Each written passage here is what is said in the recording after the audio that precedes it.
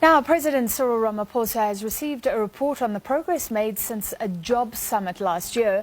In October last year, the Presidential Jobs Summit was convened to address South Africa's soaring unemployment rate. The delegates discussed ways to grow the economy. Well, today's report comes from the National Economic Development and Labour Council, or NEDLAC, that brings government, business, unions, civil society all to one table. And let's stay with the theme because, of course, South Africa's economic problems came home to roost this week when we reported that unemployment had jumped to 29%, its highest level since, in fact, 2003, although we kept our records somewhat differently then. Tonight, we're asking if big business can play a role in job creation by supporting suppliers and small business. Growthpoint is the largest property company listed on the JSE, employing more than 600 people. 10 years ago, it launched Property Point to help create jobs, help entrepreneurs and small businesses. It says 168 businesses have dramatically grown their revenue on the incubation program, and more than 2,200 jobs have been created. To discuss, we're joined by Shawn Theunissen, the founder of Property Point and the head of corporate social responsibility and transformation at Growthpoint. Shawn, thank you for being with us. Good evening, Francis. So tell us about what you're saying. You say this report can really show how good interventions can really help small business. Tell us what Property Point has done. Yes, so Property Point is, as you said, it's got a 10-year history.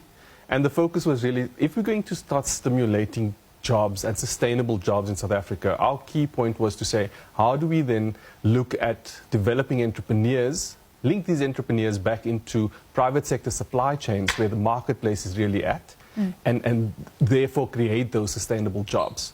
We launched a macroeconomic study looking at the impact over the 10 years, specifically looking at the economic conditions that South Africa has gone through over the 10 years and whether the case of supporting a small business does really contribute to sustainable job creation. So who are these small businesses? So this is a big property company. I saw one of them was a security supplier run by a black woman. So are these security officials in shopping centres, the V&A? How does it work? So what we've done is we've looked at the real estate and property and construction environment and said, okay, if we look at the full value chain, where are the opportunities that businesses and small businesses could engage in?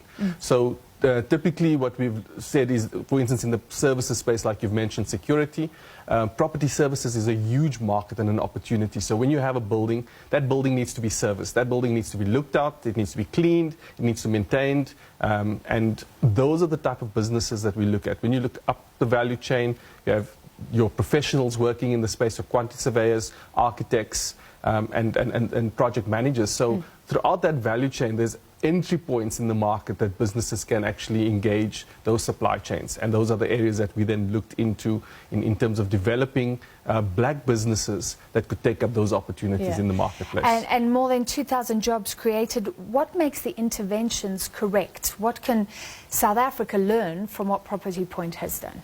So one of the key things that we realized over the years is that we've taken a strong market-driven approach. That really means that we don't work and develop small business in isolation. I think there's a plethora of businesses being trained, and there's a training fatigue of businesses because of the BE codes and the likes of enterprise development. But those businesses don't necessarily get the access to the markets. Our approach is always starting with the market. So working and engaging with different supply chain owners, opportunities in the market, understanding what their need is, and therefore going back and selecting and finding small businesses that could service that need. Yeah. And do they come to you? I mean, so you want to start a security company. Do they come to you, or do you want something that's already up and running, pitching for the program to be helped by Property Point? So typically we would work with businesses that are in existence already because in the South African context, the need is so great. The aim is really to find those businesses that have the potential to be able to be the job creators and to grow their businesses within the space. So we would typically work with a business that's been in operation for 2 years and provide the necessary interventions. Because we know what the market is looking for, what's the almost persona and criteria and profile that the market's looking for, our interventions are very bespoke and guided by the needs that exist within that business in order for them to become ready for those opportunities in the marketplace. So now this, obviously, what you're doing helps your company, Growth Point, because there are BEE codes, there are points for certain things, big business meant to help suppliers. And I think people are somewhat cynical about corporate social responsibility, especially at the moment. Are companies doing what costs them the least and gives them the most points? Is that cynicism warranted?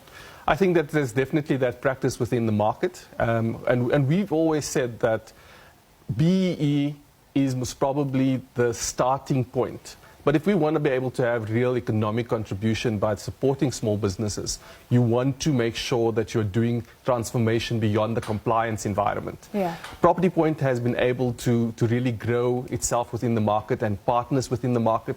So it's gone beyond just a Growth Point supporting it. We've partnered with Attack, which is another property company, Fortress REITs, which is another property company, and also partnered with government through the Small Enterprise Development Agency, SEDA.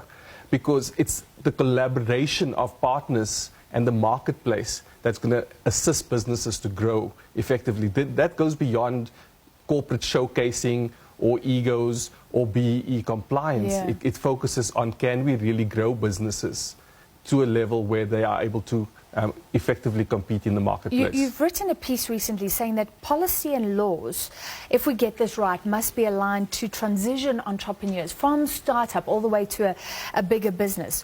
Where are the gaps? What's your message to government? I think in terms of when you look at the policy environment and how government is structured at the moment, you have small business development and you have your economic clusters in terms of Department of Trade and Industry, and sometimes there's a slight disconnect, whereas Department of Small Business Development is really looking at those survivalist businesses, co-ops, and creating that enabling environment. But there's in terms of the policy, there needs to be more coherent and communication between the various departments so that we can support businesses from startup right up to scale up. Yeah. And are we speaking to one another from a policy perspective?